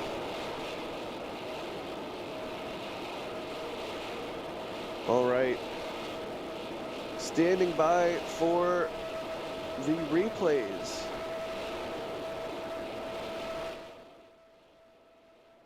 And I do want to thank Moldy Space. Moldy, you're the best. For gifting 5 Red Team memberships. If you got a membership from Moldy or anybody else, be sure to thank them. Sips, thank you for the support. They say, do you think Ariane 6 or Vulcan will launch first? Vulcan. Trevor? If it's not Vulcan, then ULA's run into some big problems. Yeah. Ariane 6 is TechRam. probably 2025 at this point, is my understanding. Yeah, that makes sense. TechRan, thank you for the support. They say, I shall smoke a brisket in honor of this event. Nice. Brian Green, thank you for the support. They say, hit that like button, peeps. And Ralph Chilton, thank you for the support. They say, thanks for the marathon commentary. And to an amazing year. Best to all. Hashtag Stubby Gang. There, I said it. Thank you for the support, Ralph. Wow, so a really fast prop load on the booster. A nice long static fire. And all after a static fire on the ship and moving a booster in a ship around the production site. Just absolutely outstanding work from SpaceX here today. And let's stand by. We're going to have some replays so we can take a look at all of the different angles and sort of see if there's any additional info we can discern. Yeah, But yeah, I it went back certainly seemed and- like that faster load is a direct result of all the mods they've made to the tank farm. Yeah, and one of the things that we're gonna see here in the replays real quick is that it looked to be about 10 seconds long, which is interesting, and definitely something that you know, it's not something that we've seen in the past. Yeah, Booster And 7's static fires were closer to 6 or 7 seconds, correct? yeah, because and I took that not only just from different camera angles, but also from the audio. That's one of the things that we do, for example, for McGregor. We basically either take it through the audio or visual inputs, whatever it's best. Here, in this case, I actually listened to it and then scroll back, and I basically use SBL. And so I took all of those inputs to be able to gather that it's 10 seconds, and we're definitely going to have that replay. I know Patrick is getting it almost here. Yeah, let's take a look at these replays. Do we have the replays yet, Patrick?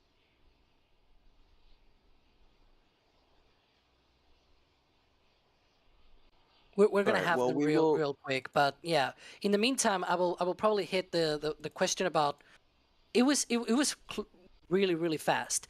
Like just 50 minutes ago, we're starting to see propellant load on the booster, and they have already done a static fire test 5 minutes ago. Like it took about 40 minutes or so to load the liquid oxygen tank. Again, the full rocket will take a little bit longer because they share the same pumps for the ship as well. But it bodes well because in previous tests, it's been about 60 minutes for the booster to get loaded with propellants. For this one, it seemed to be about 40 minutes, which is, I guess it's 1/3 faster, 2/3 of the duration. It's a bit complicated because it's, yeah. But overall, that means that the tank farm is now healthy as well. Not only the booster did that static fire test, but also the tank farm. I guess it can be said that it has been validated with these tests as well, because they had a bit of an issue in the last test, so that's good. Yeah, and Yeah, another that thing with these pumps, we believe that detanking will be quicker as well. We'll obviously have to wait around and see, but this whole process could just be streamlined from the tests we've seen in the past. Hmm. it really just goes to show, some of us have spent years watching all of the testing down here in Starbase, and we've really gone from the absolute fundamentals from the very beginning, from popping weird shaped test tanks and aborting static fire attempts multiple days in a row, like to really the cleanliness of today's testing is really remarkable. I mean, static fire with ship 28, bing bang boom. Static fire with booster 10, bing bang boom. Oh, and also we're gonna move around booster 12 and ship 29. Oh, and also yesterday we launched a Falcon Heavy and a Falcon 9. Just And they landed the utterly, boosters. utterly remarkable. All right, let's thank some more people as we wait for these replays to come in. Brian Green, thank you for that. They say hit the like button, peeps. Ralph Chilton, thank you for the support. I read that one. That was the Stubby Gang one. Stubby Nozzle bad. I will die on this hill. Logan Turkowski, thank you for becoming a Red Team member. Ty Shh, I think is how I'm supposed to say that. Gifting 5 Red Team memberships. Thank you. Maybe it's Tish. I'm gonna go with Tish. Thank you so much for gifting those memberships, because now people can experience the membership program that otherwise might not have. David Williams, thank you for the support. They say, for the fueling issues, maybe SpaceX could start working on the Mars refueling technology converting CO2 to CH4, but scaled up using seawater. They even could have repurposed the oil rigs for it. Interesting. Unfortunately, they don't own those oil rigs anymore, but you better believe there's people at SpaceX working on in situ resource utilization. I'm sure it's been something they've been working on for a long time now. Let's see. Oh, let's do replays. It's replay time. Pew pew pew. There we go. Starting with our Dune camera. Let's take a look. What can we see here? There's the yep. There's the deluge. Oh gosh, that's amazing. Wow. So yeah, it was our camera views that were tricking us into thinking maybe the deluge didn't go up. All right, here is from the south side. There's deluge. Oh, that is just beautiful. The ice falling off the booster, the shock waves in the air. Oh, you love to see it. It's also crazy how quick Raptor starts up now, especially when comparing these to the first flight. It's just like boom, and it's on. Right, there's no like long extended series of gaseous puffs, I don't know, for lack of a better thing to call Yeah. them. It's just sort of Look at like, that and view. it's on. That's That is both gorgeous. the ship and the booster for the third flight of a Starship. With the ship having done a static fire test just a couple of hours ago, less than 2 hours ago. It's crazy. The pace. yeah, it really, I mean, it makes the statement that SpaceX is not going to, Steamroller. yeah, the SpaceX steamroller is not going to slow down. Absolutely outstanding. Just to put in perspective, Ship 28 was rolled out to the launch site on December 14th. It's been 15 days for the both of the vehicles to be tested. 15 days, just half a month. A little bit of And we get debris to this there point. in the cloud. Yeah, I mean that's fast. Let's be real. This is insanely fast. To the person who commented or super chatted earlier, absolutely feels like IFT3 is close. Look at that. That orbital berm really pulling its weight today. I love how the water goes over the berm. Right. What do we think? This certainly seems like, if not all 33 engines, at least a 33 engine attempt. Yeah, absolutely. And We'll have to wait and see what SpaceX says, but yeah. I was gonna say, there's absolutely no way we can actually try to do any analysis on how many actually fired or if there were any aborts or whatnot. But thankfully, in the past, SpaceX has been pretty open about how these static fires have gone with how many engines ignited and whatnot. So I've been on Elon's X account constantly refreshing, hoping he posts something.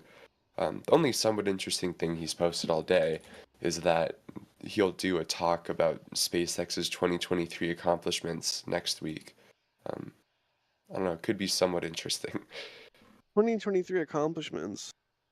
All right, I'll take it. I'll take any information we can get. Look at that. Beautiful.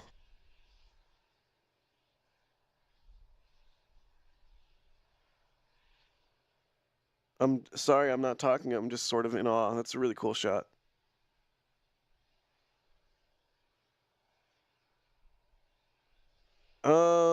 Chat or Alex and Trevor, is there a specific angle you want to look at or go frame by frame through?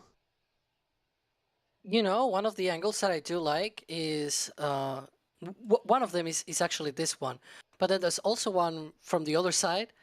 One of the beach cams, I think it is, that we call them. Yeah, there we go. That one, I'm still amazed. Like the way that they did the berm, exactly just so that the flames they're a little bit like they really wasted. I mean, no, the other way around. They calculated the exact berm height to not have to put more concrete than necessary. Right. It's a minimum viable berm. Exactly. Oh, good deal. This really, I mean, it illustrates the need for that in order to protect all of the tank farm hardware during these events. You can just And see one of the the flames licking the edges there. It's just, what a cool shot. Yeah, and one of the things is that on launch day, because this is, I mean, it's not just an assumption, but it's also something that we've seen in the past and something that has been confirmed by SpaceX during launch days and streams and things like that, that the booster starts up at a partial thrust, and then it ramps up to full power in order to be able to lift off. Obviously, we're not seeing a liftoff, so we can assume that they're probably not doing a full, like they're not ramping up to full thrust with the engines. So when they actually do ramp up to full thrust, the flames actually go farther out, and that's why one of those one of those ground tanks has a little bit of a dent there. Even though the last flight didn't have debris being thrown around, the flames still got all the way through. So it you know, all the shock waves and things like that got all the way there. So probably have to think about maybe making a larger berm or just removing the tank, actually, because it's useless right now. But there you can see also some of the vents on all of the other pipes as well. It's like a little vent that comes off before the water comes in. That's interesting. Look at that. Like The that. ignition, the moment of ignition Boy. is just is so beautiful. Play it again, Patrick. Play it again. Yeah, yeah. Yeah, go back, go back. Like the meme. Too Oop. fast. Oop. Oh, come on, Patrick.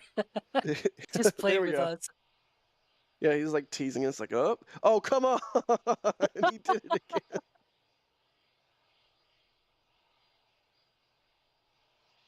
Here we go.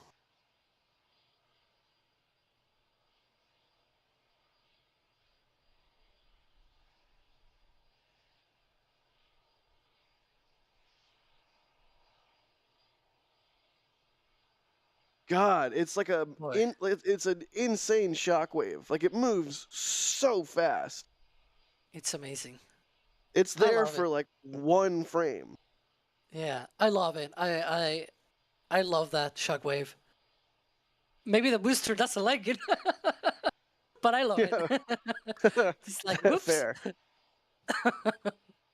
So can you guys think of any other rocket engine that's like liquid fueled, not hypergolic or anything like that, that starts up anywhere near as quickly as Raptor? No.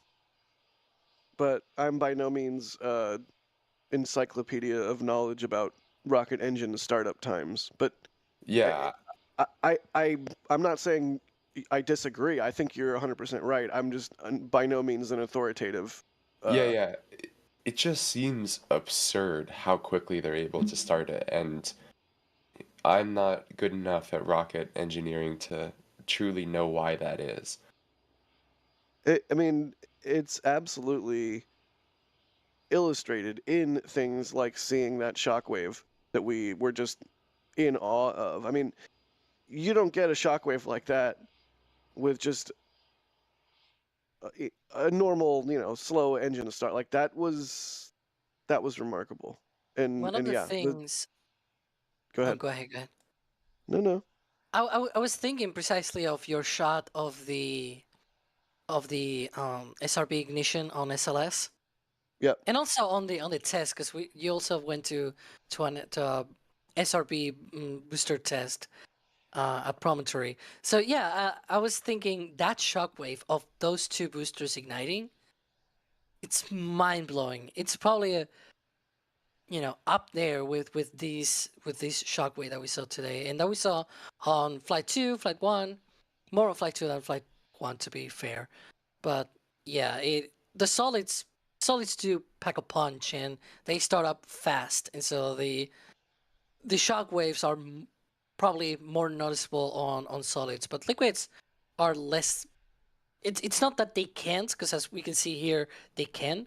It's just that it's less often, right? We don't see engines igniting that fast when they are liquid engines or I mean, liquid fueled engines. to both of your points, it feels like, at least on the booster for a test like this, or for what we just saw, the startup felt way more like what you would see with a solid in terms of speed, and that's quite it's quite interesting. Can we look at the angle, Patrick, that was with the tower in the way? That was a cool shot. The one from behind, right? It goes Yeah. around the tower. I don't know if that was highway or Mars or road or CP11. I think it might have been CP11. There you go. Yeah, that's CP11. Nice. Thank you to Sean for deploying this morning. Yeah, he woke up really, really early to be able to deploy this. Look at that. Chat, See can how... we get some love for Sean in chat? Go ahead, Alex. Yeah, the thing that I was saying is that I really love how it goes around the tower. Like, you can see how, the tower is pretty much like a deflector of sorts. Right. Can we get that again, Patrick? Pretty please? Yes. Look at that. It's so crazy to see, like, those little like fragments of I don't even know, vapor, like coming into existence and going out of existence as part of the shockwave right on the edge of the tower there. Let's look at it again. Absolutely beautiful.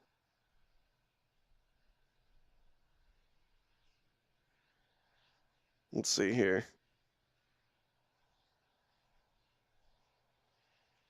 Play it again. Yes. Look right there on the right side of the tower near the base of it. You see that? That's so cool. Beautiful. It really just shows in such a dramatic fashion the sheer power of this vehicle. Outstanding. Let's do some thanking people. Juan Lambers, thank you for the support. They say, if/when the second tower is built, do you think SpaceX might try the same double static fire, but then with 2 separate boosters at some point, seeing the future plans of amount of starships that need to go up? Wow, you're thinking years out, buddy, but I like it. Certainly possible. Never say never. Jason Poole, thanks for becoming a PadRat member. What is it? Music? It's like music. Thank you for the support. They say thank you to the whole NSF team for the amazing coverage throughout the year. Thank you so much for the kind words. IndyCar, thank you for the super chat. They say, in my humble opinion, go back to past testing. The cloud created with water system working was all white. This one was not. Fair point. Chris, thank you for the support. They say it would be awesome to get a shot of you guys in the booth during commentary every once in a while. You don't want to see that. Maybe we'll put that in the member Discord sometime every now and then. Who knows? I'm literally sitting in bed petting a dog. Oh, there we Be go. footage of Leica holding Jack hostage. Yeah, basically. Please. There she Zeta, is. Zeta Infinite, thank you for the support. They say looking forward to 2024. Hashtag Alex Fan Club. Wow, we have an Alex Fan Club now, and rightfully so. Stephen T, thank you for the store purchase. They say from Maine, thank you for your continued support. And they bought my print. Thank you. That's amazing. Aiden Drumgoal, becoming a PadRat member. Excellent. And Harvey Frenzel with a super chat. Thank you. They say, can we see a side-by-side replay of both static fires, ship and booster? Oh, that is a Patrick question. We'll see what he says in our back channel. Kind of complicated because also we don't want to cut away from the vehicle, but Patrick says we can do that. So he'll get that set up, and we'll take a few minutes and get that ready to go, and we can take a look at that. Yay, Patrick. Let's see here. Wow, a whole bunch more support coming in. John J. Benstead, thank you so much, and Techran, thank you. They say it's 62 degrees here right now, right? I'm used to see the frost ebb way faster than it is. Maybe I'm mental. Well, yeah, I mean, let's talk about detanking a little bit. We mentioned earlier that we might see detanking go faster in the same way that we saw fueling go faster. What are we thinking about the state of the frost on the booster right now? Alex, you can go first. I'm thinking that they may be holding the propellant this time around. Perhaps that's one of the things. The other thing is they have included the possibility to be able to drain back faster, but they may not use it. You know, just like they how to explain it? Just like, for example, on Ship 28. Now I got a better comparison. Just like in Ship 28, they tested one engine where they have 6, but they basically did not do anything with the other 5 engines. the same here with this hardware. You know, it could be that they are either holding the propellant on board of the booster, or they're just not unloading it through the new way of unloading the propellants. Maybe. Who knows? I mean, inevitably people.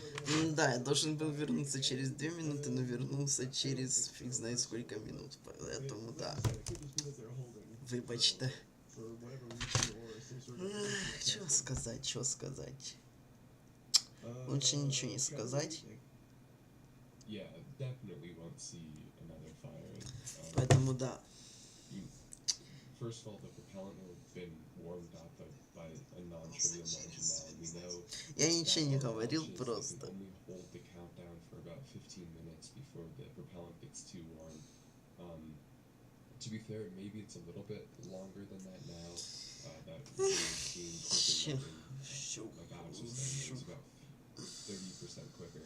В общем-то, да. Я не знаю, я не хочу уже дальше ничего стримить, смотреть какие-то реплеи. Вы и так уже видели тут кучу реплеев, вам показывали всем.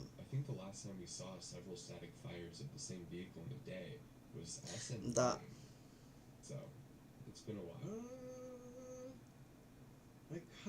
Скажу я лишь одно. Следующий и последний запуск в этом году у нас будет завтра, 30 декабря. Сейчас.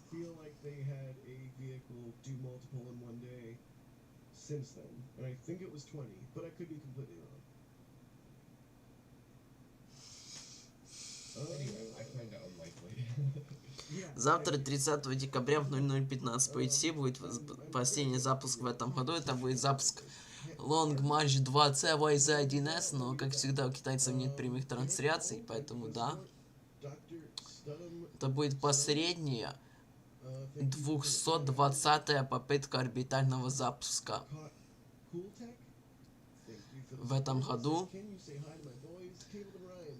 А вот следующий запуск в следующем 2024 году будет уже 1 января в 3:40 по ITC будет запуск индийской ракеты PCLVDI с миссией X после. 3 января в 2:13 по UTC будет запуск ракеты Falcon 9 с миссией Starlink Group 7-9.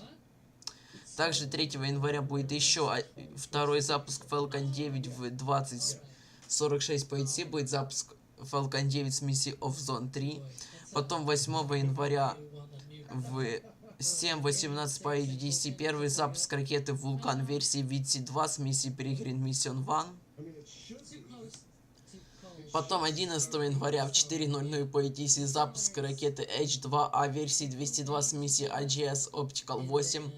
12 января в 11:30 по UTC запуск индийской ракеты GCLV-MK-2 с миссией INSAT 3DS. И 15 января в 13:00 по ITC запуск китайской ракеты Long March 7 с миссией Tianzhou 7 с грузовым космическим кораблем на китайскую космическую станцию. И 17 января в 22:06 по UTC запуск ракет Falcon 9 с миссией Axiom 3. Пилотируемый Dragon полетит на МКС. Вот. Пока все. Когда полетит вот этот чертолет, то есть Starship, неизвестно.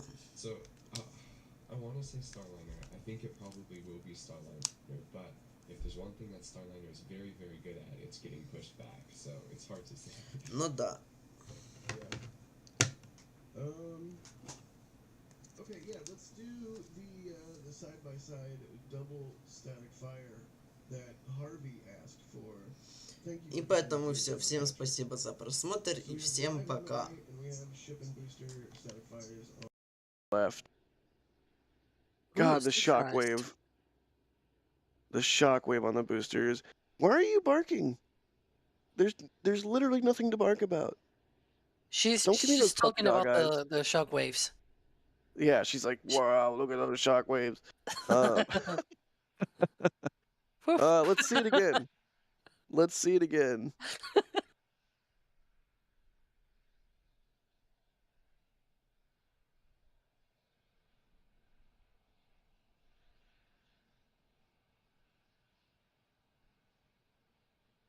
You love to see it. I mean, that says it all right there. SpaceX wasting no time getting ready